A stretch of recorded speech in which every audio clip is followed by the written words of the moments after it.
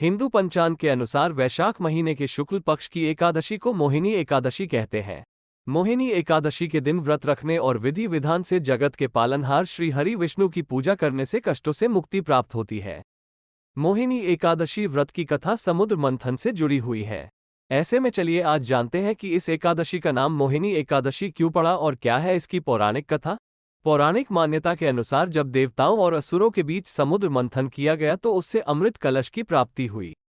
देवता और दानव दोनों ही पक्ष अमृत पान करना चाहते थे, जिसकी वजह से अमृत कलश की प्राप्ति को लेकर देवताओं और असुरों में विवाद छिड़ गया।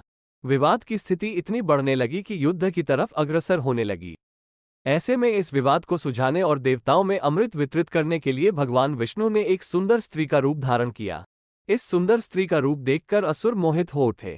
इसके बाद मोहिनी रूप धारण किए हुए विष्णु जी ने देवताओं को एक कतार में और दानवों को एक कतार में बैठ जाने को कहा और देवताओं को अमृतपान करवा दिया। अमृत पीकर सभी देवता अमर हो गए। जिस दिन भगवान विष्णु ने मोहिनी का रूप धारण किया था, उस दिन वैशाख मास की शुक्ल एकादशी तिथि थी। इस दिन विष्णु जी ने मोहिनी रूप धारण किया था, इसलिए इस दिन को मोहिनी एकादशी के रूप में मनाया जाता है। इस दिन भगवान विष्णु के मोहिनी रूप की पूजा की जाती है।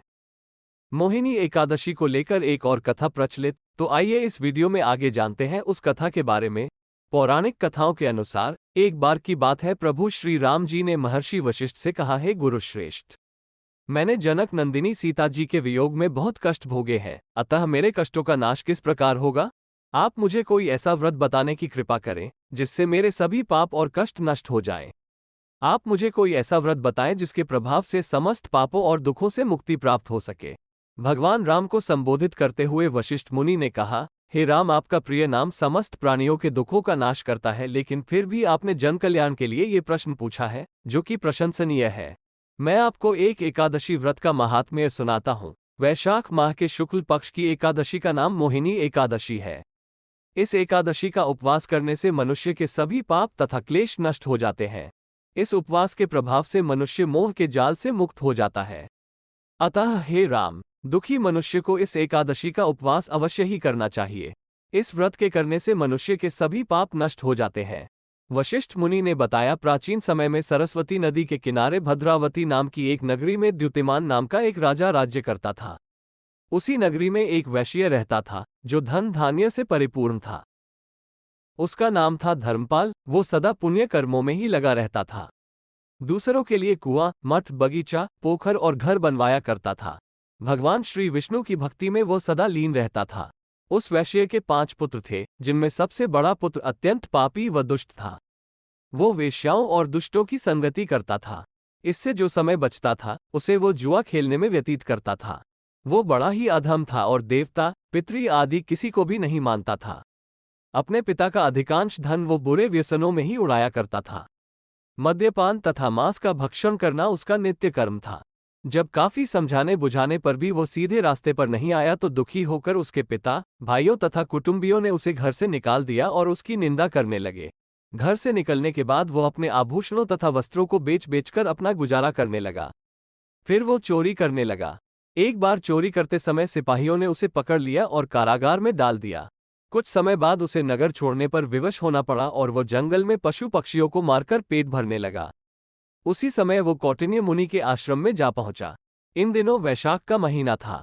कौटिन्य मुनि गंगा से स्नान करके आ रहे थे। उनके भीगे वस्त्रों के छींटे मात्र से पापी को कुछ सद्बुद्धि प्राप्त हुई। वो ऋषि के पास जाकर हाथ जोड़कर कहने लगा, हे महात्मा, मैंने बहुत सारे पाप किए हैं, कृपया मुझे इन पापों से मुक्त होने का उपाय बताएं। महर्षि ने उसे एकादशी व्रत का महत्व समझाया और एकादशी व्रत रखने को कहा। ऋषि ने कहा कि अगर तुम वैशाख मास के शुक्ल पक्ष की एकादशी का व्रत करोगे तो इसके उपवास करने से तुम्हारे सभी पाप नष्ट हो जाएंगे, क्योंकि इस एकादशी को मोहिनी एकादशी भी कहा जाता है। इस व्रत के प्रभाव से वैश्य पुत्र के सभी पाप नष्ट हो गए। अंत में वो गरुड़ पर सवार होकर विष्णु लोक को गया। संसार में इस व्रत से उत्तम दूसरा कोई व्रत नहीं है। इसके महात्म्य के श्रवण व पाठ से जो पुण्य प्राप्त होता है, वो पुण्य 1 सहस्र गोदान के पुण्य के बराबर है।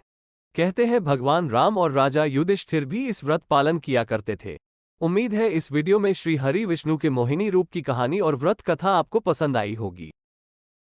अगर आपको यह वीडियो पसंद आया हो तो इस वीडियो को लाइक कीजिए और शेयर कीजिए। ऐसे ही कथा, ज्ञान और भक्तिमय वीडियो देखने के लिए सब्सक्राइब करें हमारा चैनल भक्ति की शक्ति और लिखित में पढ़ने के लिए हमारी वेबसाइट www.bhaktikishakti.com पर जा सकते हैं। आप अपना सुझाव नीचे दिए कमेंट बॉक्स में बता सकते हैं। धन्यवाद।